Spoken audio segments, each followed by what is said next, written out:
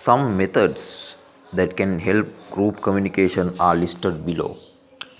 Prior preparation, having an aim, use of verbal as well as non-verbal communication methods, use of variety of technological devices, counter-attack strategies, attractive speech style, receiver-centered communication, being sensitive to the receiver's responses, time management, being courteous, being responsible and accountable.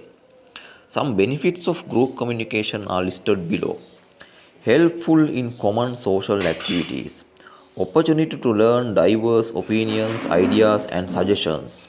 Opportunity created to develop individual communication skills. Ability to obtain the responses and the feedback of the participants. Ability to share resources and knowledge. Group communication can be seen in a gym. Their aim is building their bodies.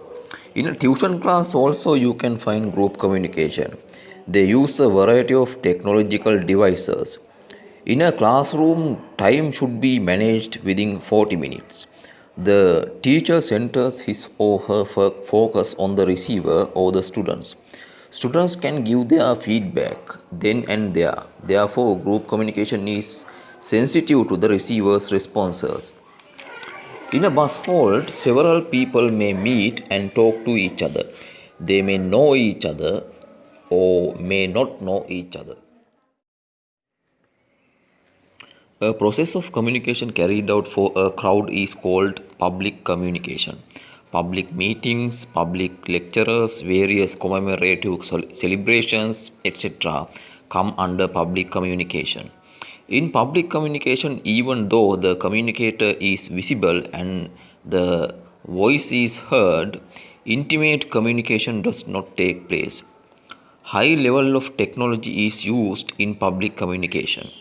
For public communication to be successful, the receiver should be within the limits that would allow him or her to grasp the message communicated by the communicator.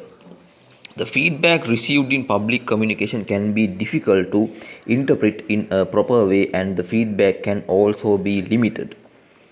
Public communication does not take place in places such as houses and offices where a few gather. It occurs in places such as public grounds, auditoriums, and conference halls where a large number of people could gather. Public communication can be used to inform, to persuade, or to entertain, or for the pleasure of people. For example, election rallies, musical shows, etc. can be considered. It would be better if the content could be analyzed in relation to the group gathered. When it is applied only to a limited number of people in the audience, the attention of the others gets lost. In some cases, confusion caused by the huge number of people gathered could make it difficult to focus attention on the content communicated. In public communication, the audience could consist of various communities.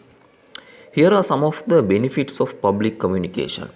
Number one, possibility to persuade a specific crowd towards a particular aim. Number two, useful information or facts can be provided.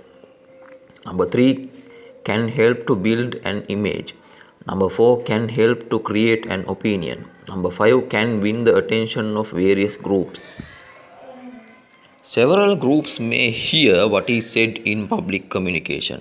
For an example, in an election rally, if an election rally is held in town hall, groups in the public library, groups at bus halls may hear that, but they may not particularly aimed. The specific crowd gathered around the stage is particularly aimed.